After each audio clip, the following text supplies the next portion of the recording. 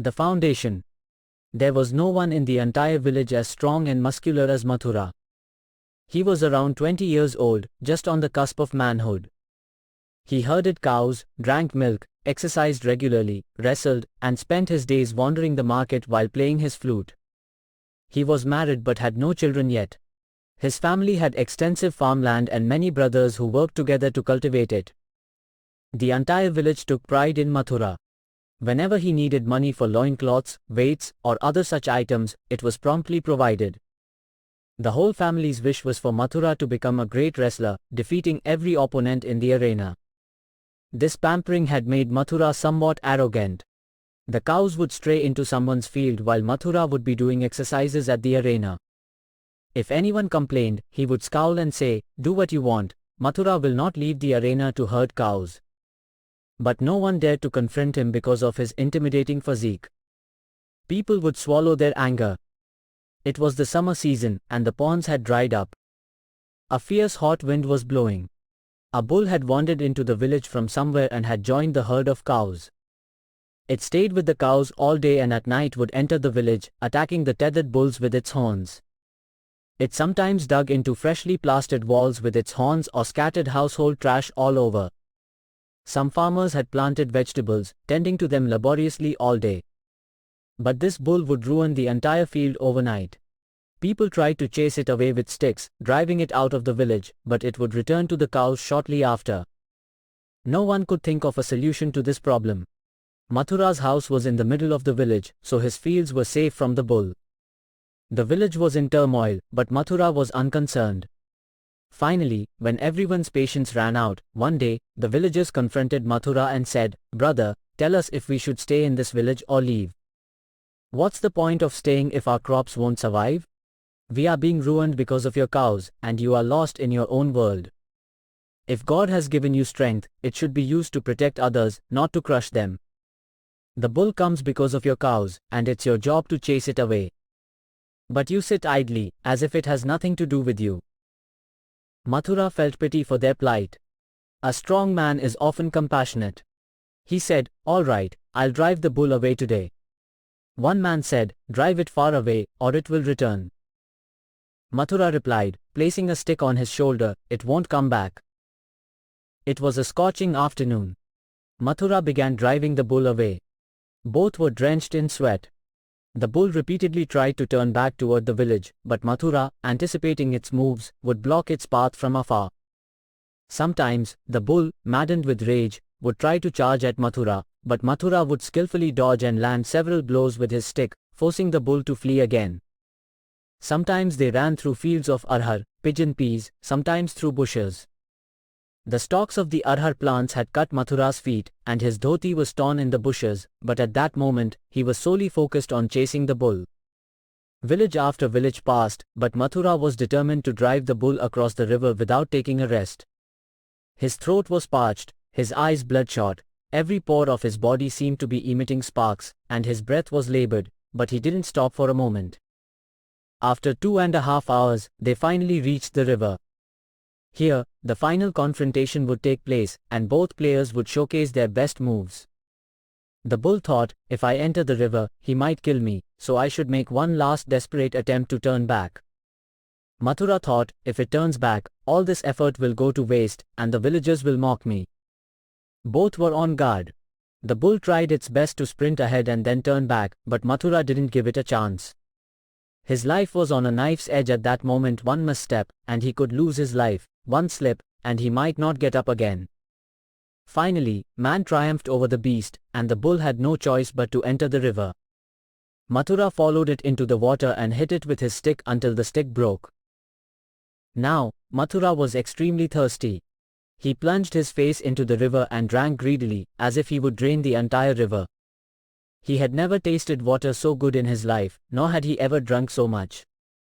Who knows if he drank 5 liters or 10, but the water was warm, and his thirst was not quenched. After a while, he drank again until there was no room left in his stomach even to breathe. Then, wrapping his wet dhoti over his shoulder, he started back toward home. But after only 10 or 20 steps, he felt a sweet, sharp pain in his stomach. He thought it was the usual cramp from drinking water too quickly and that it would pass soon. But the pain intensified, making it difficult for him to continue walking. He sat down under a tree, writhing in pain, rolling on the ground. Sometimes he would press his stomach, sometimes stand up, sometimes sit down, but the pain kept increasing. Finally, he began groaning and crying loudly, but there was no one around to help him. No village was in sight, no human being or even an animal. Poor Mathura, in the silence of the scorching afternoon, writhed in agony and died. We can endure the most severe wounds, but not the slightest misstep. The same man who had driven the bull for miles succumbed to one attack of nature's elements. Who knew that this chase would be a race to his death? Who knew that death had taken the form of the bull to lead him to his demise? Who knew that the water, without which his life was hanging by a thread, would act as poison for him? In the evening, his family came searching for him. They found him resting in eternal peace. A month passed. The villagers went back to their work. The family grieved and then found solace, but how could the unfortunate widow wipe away her tears? She wept constantly. Even if her eyes closed, her heart wept endlessly. How would she survive in this house now? What would be her support? Living for oneself is a skill known only to saints or the utterly shameless. How could Anupa know such a skill? She needed a purpose in life, something to call her own, something to live for, something to take pride in. Her in-laws couldn't bear the thought of her remarrying. It would bring shame to the family. Besides, they couldn't stand the idea of such a virtuous, skilled, intelligent, and beautiful woman becoming the wife of another man. On the other hand, Anupa's family was negotiating a new marriage for her. When everything was settled, one day, her brother came to take her away. There was a commotion in the house. The in-laws refused to let her go. The brother insisted he wouldn't leave without her. The villagers gathered, and a council was held. It was decided that the matter should be left to Anupa's choice, trusting that she wouldn't agree to remarry so soon. She had said as much a few times before. But when asked the day, she was ready to leave.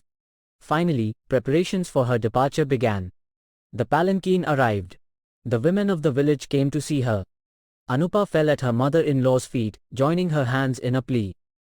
"Mother, forgive me for any mistakes.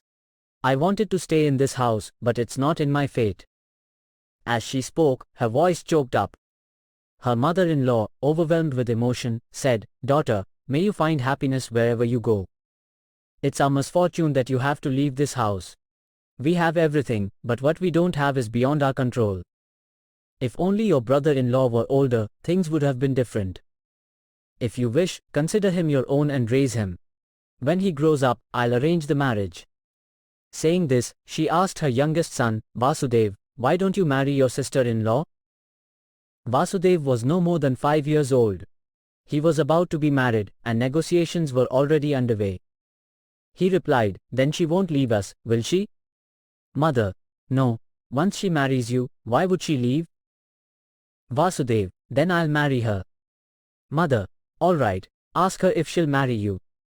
Vasudev climbed into Anupa's lap, shyly asking, "Will you marry me?" He then started laughing, but Anupa's eyes filled with tears. Hugging Vasudev close, she asked, "Mother, do you truly mean it?" "Mother, as God is my witness." "Anupa, is he mine from this moment?" "Mother, yes, the whole village is witness to it." "Anupa, then send my brother back, I won't go with him." Anupa needed a foundation for her life, and she had found it. Service is a natural inclination of humanity. Service became her purpose in life. Anupa began caring for Vasudev.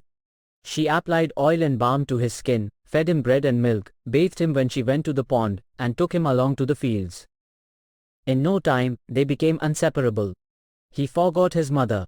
If he wanted something to eat, he asked Anupa. If he got hurt while playing, he ran crying to Anupa.